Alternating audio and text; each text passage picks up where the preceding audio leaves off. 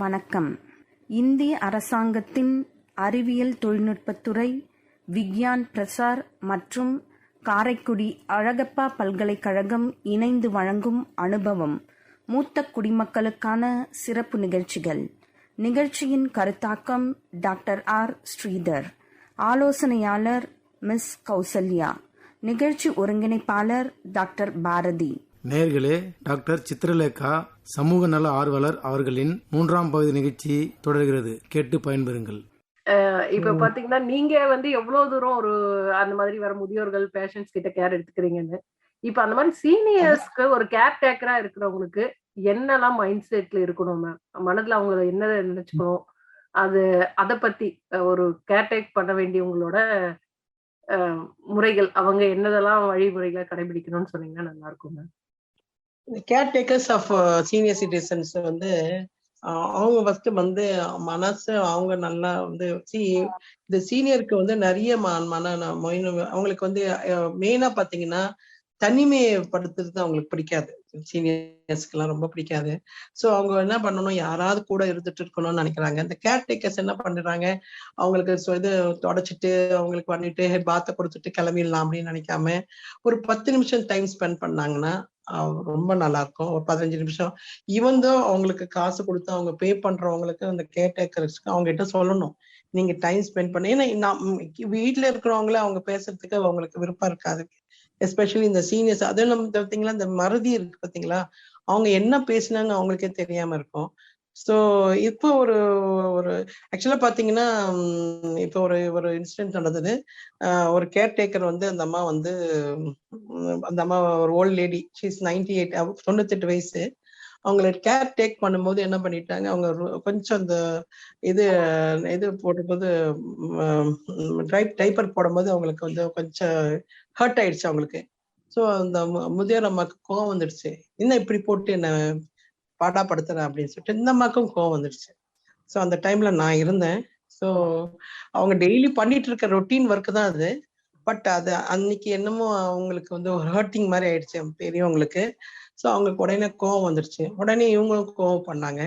அப்போ நம்ம தான் சொன்னோம், அந்த கோவத்தை நீங்க காமிச்சீங்கன்னா அவங்க குழந்தை மாதிரி ஆயிட்டாங்க. ஸோ நீங்க அந்த நேரத்துல நீங்களும் கோவப்பட்டீங்கன்னா அது நல்லா இருக்காதுமா. அவங்க ஏதோ ஒரு சின்ன குழந்தைய நம்ம அடிப்போமா, திட்டுவோமா, அது தப்பு பண்ணா? அது மாதிரி அவங்க தப்பு பண்ணா கூட நம்ம பெருசா எடுத்துக்காம விழுத்துட்டு போமா அப்படின்னு சொல்லியாச்சு. சோ அப்புறம் அவங்க என்ன சொன்னாங்க, கம்ப்ளைண்ட் பண்ணாங்க, என்ன ஈரத்துணி எல்லாம் போடுறாங்க. ஸோ அந்த மாதிரி இல்ல. பட் அவங்களுக்கு ஒரு ஞாபக சக்தி இல்லாம அவங்க பேசும்போது இவங்க என்ன நினைச்சிட்டு இருக்காங்க, அவங்களுக்கு கம்ப்ளைண்ட் பண்ணிட்டு இருக்காங்கன்னு நினைப்பாங்க இந்த கேர்டேக்கர்ஸ். ஐயோ இந்த மாதிரி சொல்லிட்டாங்கன்னா நம்மளுக்கு ஏதாவது திட்டுவாங்க, எஜமான ஏதாவது திட்டுவாங்க அப்படின்னு. ஸோ அதையும் நான் கொஞ்சம் இது பண்ணி ரெக்டிஃபை பண்ணி, இதெல்லாம் இல்லம்மா, அவங்க குழந்தை அவங்களோட ஞாபகமே இல்லை. ஸோ நீங்களும் கொஞ்சம் ரூடா பேசுனீங்கன்னா அவங்களுக்கு பிடிக்காதுன்னு சொன்னோம்னா உடனே அந்த அம்மா கேட்டுக்கிட்டு, பாட்டி ரொம்ப சாரி பாட்டி, நான் தெரியாம போயிடுச்சுன்னா அந்த அம்மா சரி சரி நான் ஒன்னும் சொல்லல அப்படின்ற ஒரு தன்மை அவங்களுக்கு வந்துடுச்சு. ஸோ இந்த ஒரு சின்ன இன்டராக்ஷன் அது பெருசா ஆக்காம பாத்துக்கணும். பிளஸ் அவங்களுக்கு அந்த மெடிசின்ஸ், அதாவது மாத்திரை எல்லாம் கொடுக்குறாங்க இல்லையா, அது கரெக்டா கொடுக்கணும். சில பேர் என்ன பண்றாங்க, அவங்களுக்கு ஒரு பேர்டன், அதாவது சுமையா இருக்கிற மாதிரி நினைக்கிறாங்க. நம்ம ஒரு காசு வாங்குறோம்னு நினைச்சுக்கிட்டு அவங்களுக்கு சம்பளம் அவங்களுக்கு செய்யறதுக்கு நம்ம சம்பளம் வாங்குறோம்னு சொல்லிட்டு அதுக்காகவே அவங்க கரெக்டா அவங்க செய்யணும்னு நான் நினைக்கிறேன். இன்னொன்னு அவங்க வந்தோம் நம்ம வேலை செஞ்சாம இல்லாம அவங்க கூட கொஞ்சம் டைம் ஸ்பெண்ட் பண்ணி ஒரு விளையாட்டு, சின்ன ஸ்மால் கேம், அவங்களால இல்லைன்னா ஒரு பாட்டு. ஸோ இப்போ மியூசிக் ரொம்ப பிரபலமா இருக்கு. ஸோ அவங்களுக்கு அதெல்லாம் மியூசிக் எல்லாம் போடலாம். ஸோ அந்த மாதிரி அவங்க கேட்கும் போது அவங்களுக்கு சந்தோஷமா இருக்கும். ஸோ இது அவங்க கேர் டேக்கருக்குன்னு அவங்களுக்குன்னு ஒரு அப்பாயிண்ட் பண்ணும்போது அவங்களுக்கு இந்த மாதிரி ஒரு ஷெட்யூல்ஸ் கொடுத்தீங்கன்னா ரொம்ப நல்லா இருக்கும். நன்றி மேடம். இப்ப கேர்டேக்கர் எப்படி எல்லாம் பாத்துக்கலாம், என்ன மாதிரி மனநிலைமையெல்லாம் அவங்க இருக்கணும் அப்படின்றத தெளிவா சொன்னீங்க. இப்போ முதியோர்களுக்கான அந்த அடிக்டேஷன் இஷ்யூஸ், அதை எப்படி நம்ம ஹேண்டில் பண்றது? நீங்க உங்களதுல ஹேண்டில் பண்ண விஷயங்கள், மறக்க முடியாத அனுபவம். ஒருத்தர் முதியோர் போதை பழக்கத்தை பத்தி அடிக்டேஷன், கோவங்கள், சில அஜிடேஷன்ஸ் எல்லாம் வருங்க. ம். எஸ்பெஷலி என்னோட ஓன் அனுபவத்துல நான் சொல்றேன். மை ஃபாதர், என்னோட ஃபாதர் வந்து 97ல தான் ஹி டைட். அவருக்கு வந்து அஜிடேஷன்ன்றது இல்லாம அவருக்கு வந்து ஒரு ஃபோக்கஸ் பண்ணிட்டே இருக்கணும்னு சொல்லுவாங்க. என்ன நீங்க கவனிக்கல, என்ன ஏன் பார்க்கல. அவருக்கு வந்து என்ன பண்ணுவாரு, திடீர்னு என்ன பண்ணுவாரு, he will walk out of the house. நான் என்ன பாத்துக்கிறேன். அந்த ஒரு அவங்களுக்கு அந்த எப்படி அந்த எண்ணம் வருதுன்னு தெரியாது. நார்மலா இருக்கிறவங்களுக்கு வெளியில போனா என்ன நடக்கும்னு தெரியும். அவங்க என்ன பண்ணுவாங்க, திடீர்னு இந்த கோவத்துல என்ன பண்ணுவாங்க, ஷர்ட் போட்டுக்கிட்டு கிளம்பிடுவாரு வெளியில. நான் போறேன், நான் எங்கேயா போய் நான் படிச்சுக்கிறேன் அப்படின்னுவாரு. என்னப்பா இந்த வயசுல நீங்க இந்த மாதிரி படிச்சுக்கிறீங்களா அப்படின்னு கேட்பேன். அப்போ அவங்க என்ன சொல்லுவாங்க, நான் எப்படி போய் படிச்சுக்கிறேன். சோ அவங்களுக்கு தெரியாம செய்யறது அது. சோ அந்த அஜிடேஷன் வந்து நம்ம வந்து இன்னும் ஜாஸ்தி பண்ணாம இருக்கணும். புரியுதுங்களா? கண்டிப்பா மேம். அதே மாதிரி அவங்க திடீர்னு சடனா அவர் என்ன பண்ணுவாரு, திடீர்னு நைட்ல கத்த ஆரம்பிச்சுவாரு. அது மாதிரி யாருக்கு சின்ன பசங்க பேரெல்லாம் கூப்பிடுவாங்க. யாருப்பா கூப்பிடுறாங்க, நான் கூப்பிடவே இல்லையே அப்படின்வாங்க. அவங்களுக்கு என்ன நடக்குது அவங்களுக்கு தெரியாது. ஒரு நாள் நான் கேட்டேன், நானா கூப்பிட்டோமா, நானா கேட்டமான்னு சொல்லியிருக்கோம். சோ அந்த ஒரு ஃபிக்கரிங் இருந்துட்டே இருக்கும். சோ நம்ம என்ன பண்ணணும், we have to be little patience. Patience தான் இருக்குது. அது இப்போ இருக்கிற காலத்துல ரொம்ப கம்மி. ஏன்னா ஃபாஸ்ட் மூவிங் வேர்ல்டுல இந்த பொறுமைன்றது வந்து ரொம்ப கம்மியா இருக்கு நிறைய பேருக்கு. சோ அந்த பொறுமை தான் மெயினா இருக்கணும். அத நான் சொல்லிட்டு இருக்கேன். நன்றி மேம். இப்போ நம்மளும் கோவப்பட்டோம்னா கண்டிப்பா அவங்களுக்கு இன்னும் கண்டிப்பா மேம். கண்டிப்பா. நீங்க கவுன்சிலிங் பண்ணதுல யாராவது மறக்க முடியாத அளவுக்கு மாற்றம் ஏற்பட்ட முதியோர்கள், அந்த மாதிரி ஏதாவது உங்களுக்கு நீங்க உணர்ந்திருக்கீங்களா மேம்? இவங்களுக்கு நம்ம பண்ண கவுன்சிலிங்ல இவ்ளோ மாற்றம் வந்திருக்கு அப்படின்ற மாதிரி. ஆமா. நான் இப்ப சொல்ற வரைக்கும் நான் தான் ஃபுல்லா நான் வந்து கொடுத்த ஓன் எக்ஸ்பீரியன்ஸ் தான் சொல்லிட்டு இருக்கேன். இன்னொன்னு வந்து ஒரு பெட் ரிடன் ஐசியூ பேஷண்ட் சொல்றேன் நான். எனக்கு கண்டிப்பா மறக்க முடியாது. ஏன்னா அவங்க வந்து ரொம்ப ஒரு தெரிஞ்சவங்க தான், முன்னாடியே தெரிஞ்சவங்க தான். பட் அவங்க அட்மிட் ஆயிருந்தாங்க. அவங்களுக்கு வந்து ஐசியூல இருக்காங்க. அவங்க வந்து டாக்டர்ஸ் டிக்ளேர் பண்ணிட்டாங்க, she will be another two days she will die அப்படின்னு சொல்லிட்டு இருக்காங்க. ஏன்னா அவங்க சுகர் ஜாஸ்தி ஆயிடுச்சு, பிபியும் ஜாஸ்தி ஆயிடுச்சு, அவங்க சர்வைவல் வந்து ரொம்ப கம்மியா இருக்குன்னு சொல்லிட்டு நோன் பர்சன்ஸ் மதர், அந்த தெரிஞ்சவங்களோட அம்மா அது. ஆனாலும் நான் முயற்சி எடுத்து அந்த ஐசியூல போயிட்டு வந்து உங்களால முடியும், எனக்கு நீங்க சிக்கன் பிரியாணி கொடுத்தீங்க, எங்களுக்கு இந்த சாப்பாடு கொடுத்தீங்க, நீங்க எப்ப வந்து செய்ய போறீங்க, எனக்கு வந்து எல்லாம் நீங்க பண்ணி கொடுக்கணும். எப்பயோ அவங்க வீட்டுக்கு விசிட் பண்ணிருப்பேன், அன்னைக்கு அவங்க அதை கொடுத்துருப்பாங்க, அந்த சாப்பாடு நல்லா இருக்கும். ஸோ அதை அவங்களுக்கு வந்து மோட்டிவேட் பண்ணிட்டே இருந்தேன் நான். எவ்ரி 2 hours ஒன்ஸ், இன்னைக்கு நீங்க எழுந்து வந்தாதானே எங்களுக்கு உங்க வீட்டுல சாப்பாடு பண்ண முடியும், நீங்க இப்படி படுத்துட்டு இருந்தா எப்படி பண்ண முடியும் அப்படின்னு சொல்லிட்டு இருந்தேன். அவங்க வந்து பொண்ணு வந்து நிஜமாவே சொல்லிட்டு இருந்தாங்க, ஒன்னும் செய்ய முடியாது, இது ஒண்ணு அவங்க டாக்டர் சொல்லிட்டாங்க அப்படின்னு சொல்லிட்டு. ஆனா வந்து என்ன ஆச்சுன்னா, அவங்களுக்கு வந்து ஒன்ஸ் இன் 2 hours 3 hours நான் போயிட்டே இருந்தேன். எங்க ஹாஸ்பிட்டல் தான் அட்மிட் ஆயிருந்தாங்க. சரி பால் குடிக்க மாட்டாங்க, ரெஃப்யூஸ் பண்ணிட்டு இருந்தாங்க. அவங்க கிட்டத்தட்ட ஒரு 15 days ஐசியூல இருந்துக்கும் போது, இந்த 15 daysல அவங்களுக்கு வந்து டெய்லி விசிட் பண்ணி என்கரேஜ் பண்ணி, இந்த மாதிரி நீங்க வந்து எனக்கு வந்து நீங்க எழுந்து வந்து எனக்கு சர்வ் பண்ணணும்ன்றது. அவங்க என்ன நினைச்சாங்க எனக்கு தெரியாது. பட் டே பை டே டாக்டர்ஸே வந்து கொஞ்சம் சர்ப்ரைஸ் ஆயிட்டாங்க. Day improving and 4th day she was out of ICU. அதுக்கப்புறம் பாத்தீங்கன்னா she gave us in the general bed for at least ஒரு 3 days 4 days and நல்லா மானிட்டர் பண்ணிட்டு அனுப்பிச்சிட்டாங்க வீட்டுக்கு. அண்ட் நீங்க இப்ப நம்ப மாட்டீங்க, அதுக்கப்புறம் 5 வருஷம் நல்லா இருந்தாங்க. சோ இது வந்து நிச்சயமா சொல்றேன், இந்த டைங் அது போற பேஷண்ட்ஸ் நீங்க வந்தீங்கன்னா எனக்கு இதை செஞ்சு கொடுத்தீங்கன்னா நல்லா இருக்கும்ன்ற ஒரு என்கரேஜ்மெண்ட் அவங்களுக்கு வந்து ஒரு அவங்களுக்குள்ள என்ன நடந்தது எனக்கு தெரியாது. பட் நான் நடக்கும்போது அவங்களுக்கு அந்த மோட்டிவேஷன் இருந்திருக்குன்னு நினைக்கிறேன்.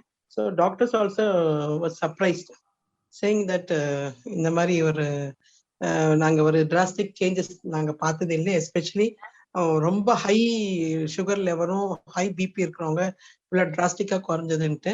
அதுக்கப்புறம் அவங்க சொல்லிட்டு இருந்தாங்க, இல்லம்மா நீங்க வந்து உனக்கு நான் வந்து செய்யணும்னு சொல்லிட்டு நான் வந்து ஒரு ஆர்வத்தினால நான் எனக்கே தெரியாது நான் எப்படி நான் பிழைச்சேன்னு எனக்கே தெரியாது அப்படின்ற வார்த்தை அவங்க சொன்னாங்க. அதுக்கப்புறம் 5 வருஷம் நல்லா இருந்தாங்க. இது நிஜமாவே உண்மை சம்பவம் தான். இன்டைரக்டா நான் பார்த்திருக்கேன்.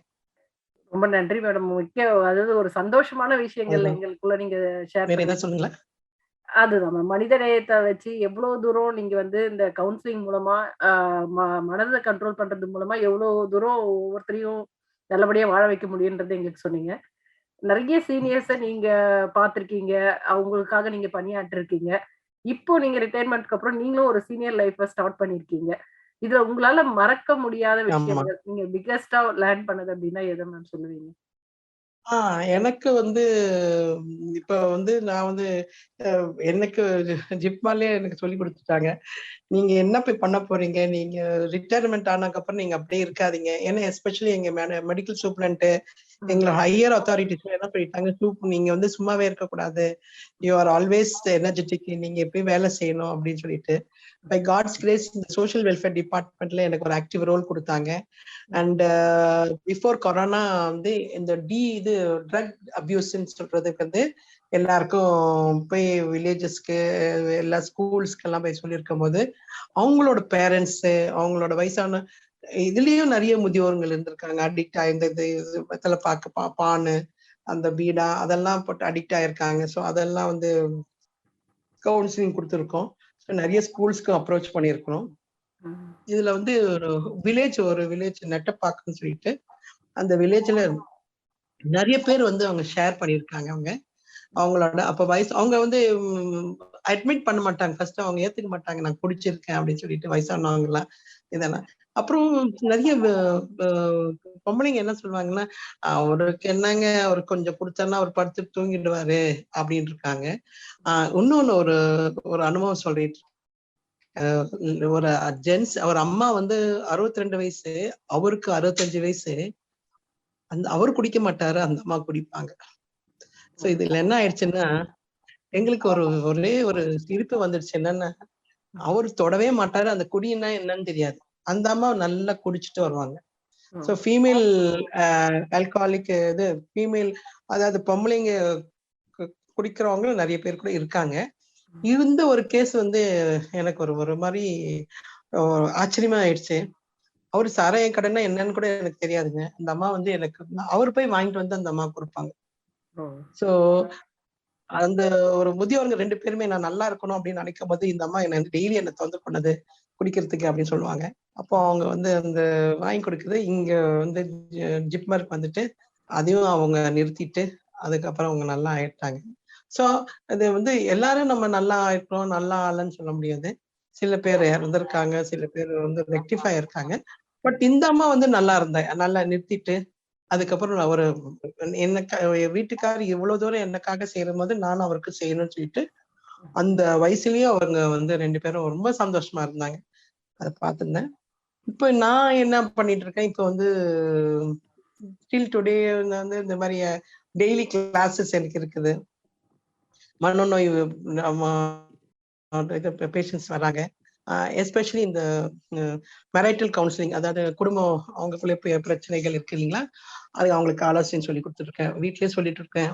எங்கேயாவது போகும்போது சென்டர்ஸ் இருக்காங்க, அவங்களையும் கூப்பிட்டு அவங்க வர சொல்றாங்க, அங்கேயும் போய் சொல்லிட்டு இருக்கேன். நிறைய கிளாஸஸ் ஆன்லைன் கிளாஸஸ் எடுத்துட்டு இருக்கேன்.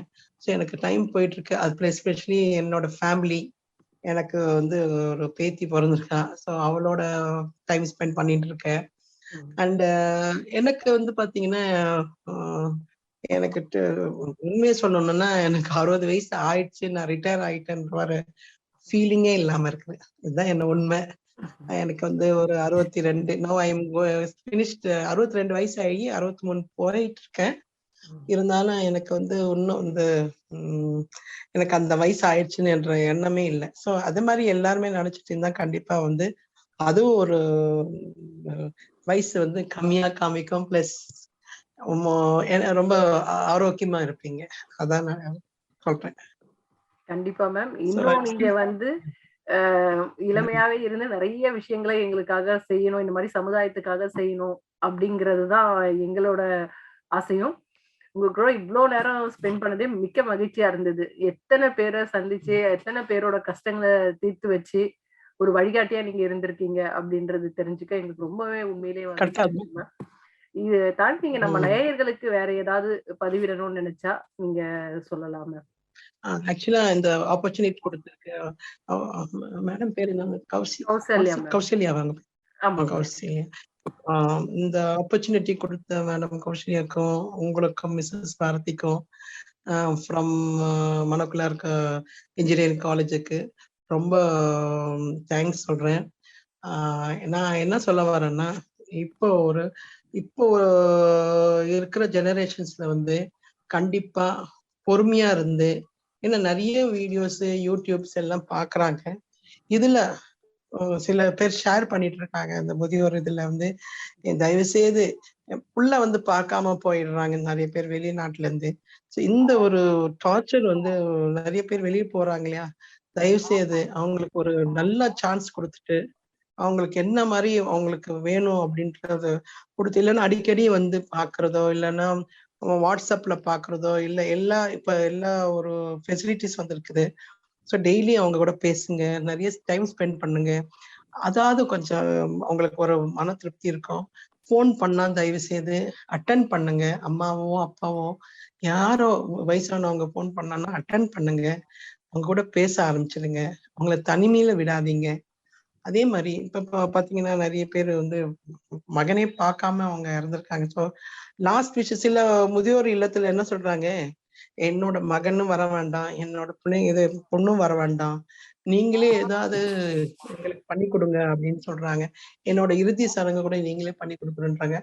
அந்த மாதிரி சுச்சுவேஷன் வராம கண்டிப்பா அது கொஞ்சம் மாத்தி, நான் சொன்னேன்னு ஏற்கனவே சொல்லியிருக்கேன் பாத்தீங்களா, எங்கேயோ ஒரு அம்மா இறந்திருக்காங்க, எங்கேயோ ஒரு அப்பா பிள்ளை வந்து இறுதி சடங்கு பண்ணணும்னு சொல்ற போது, சோ அத மனசுல வச்சுக்கோங்க. கண்டிப்பா எல்லாரோட அம்மா அப்பாவுக்கும் அந்த ஆத்மா அடிச்சிட்டு இருக்கோம். சோ அந்த விட்டு கொடுக்காம, இதெல்லாம் வந்து ஒரு சைக்கலாஜிக்கல் ப்ராப்ளம் தான். இந்த விட்டுட்டு போறது மகனை. காசு சம்பாதிக்கலாம் இல்லைன்னு சொல்லல, பட் அன்பு சம்பாதிக்கிறது தான் மெயின். கண்டிப்பா அதை நீங்க பாத்துக்கோங்க. அதே மாதிரி நீங்க சம்பாரிச்சு நீங்க அவங்களை நல்லாவே வச்சுக்கிட்டீங்கன்னா அவங்க ரொம்ப சந்தோஷப்படுவாங்க. விட்டுடாதீங்க, கை விட்டுடாதீங்க. அவங்களே பாத்துக்கோ. அதே மாதிரி முதியோர் அம்மா ஒரு முதியோர் தாத்தா இருக்காங்கன்னா 2 பேரும் விட்டு கொடுத்துட்டு அவங்களுக்குள்ளேயே ஒரு சந்தோஷம் பந்தம் இருக்கணும். அதுக்காகவே தான் பண்றாங்க இந்த 60ஆம் கல்யாணம் 80ஆம் கல்யாணம்லாம். சோ அதெல்லாம் எதுக்கு கொடுப்பனன்னு சொல்றது வந்து அவங்களுக்குள்ளேயே ஒரு பந்தம் ஏற்படுறதுக்காக தான்.